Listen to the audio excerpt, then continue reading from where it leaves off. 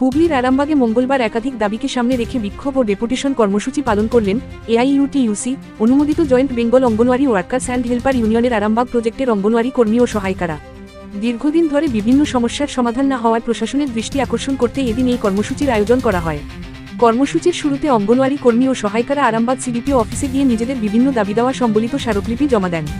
এরপর সেখান থেকে মিছিল করে আরামবাগ বিডিও অফিসে পৌঁছে প্রশাসনের কাছে একই দাবিতে ডেপুটেশন দেন।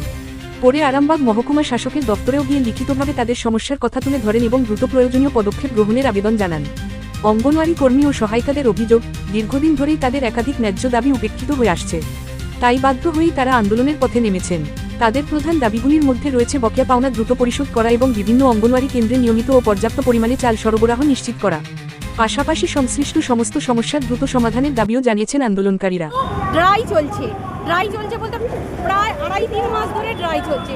তো আমরা চাইছি যে আমাদের আগে আমরা 500 কিলো করে 300 কিলো করে চাল পেতাম, সেখানে এক একটা সেন্টার 50 থেকে 100 কিলো চাল পাই।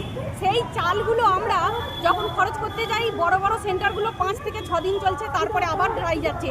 আমরা চাইছি যে আমাদের এটা তাড়াতাড়ি সুরাহা হোক। আর একটা কথা যেটা বিশেষ গুরুত্বপূর্ণ, আমরা এখন বর্তমান সরকার যে আমাদের অনারিয়ামটা বাড়িয়েছে সেটা আমরা হাতে পাইনি, আমাদের কার্যকরী হয়নি এখন, কিন্তু যেটা আমরা পাই কেন্দ্র এবং রাজ্যের যে অনারিয়ামটা আমরা হাতে পাই 9,000 টাকা, আমরা 4,500 টাকা 1 তারিখে পেয়ে যাই।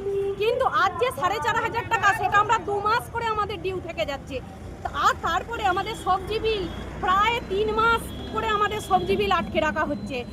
কেন আমরা এর কিন্তু কোনো হদিশ জানি না। তো আমরা বিভিন্ন জায়গায় বিভিন্ন দপ্তরে ডেপুটেশন দিয়েও আমাদের সুরাহা হচ্ছে না। আমরা বলতে চাইছি আমাদের যদি এই রকম হতে থাকে আমরা কিন্তু বৃহত্তর আন্দোলনে নামবো। কারণ একটা সেন্টারের যদি আমরা 4,500 টাকায় 3 মাস চালাই আমাদের অনাডিয়ামটা পর্যন্ত দিয়ে, তাহলে আমরা কিন্তু চালাতে পারবো না। আজকে যাচ্ছি ফার্স্ট আমাদের সিডিপিও অফিসে, আমরা ডেপুটেশন দিলাম এবং তারপরে আমরা বিডিও অফিসে যাব, তারপরে এসডি অফিসে যাব। আমার পরিচয়, আমি একজন আরামবাগ আইসিডিএস এর কর্মী। তনুশ্রী ঘোষ।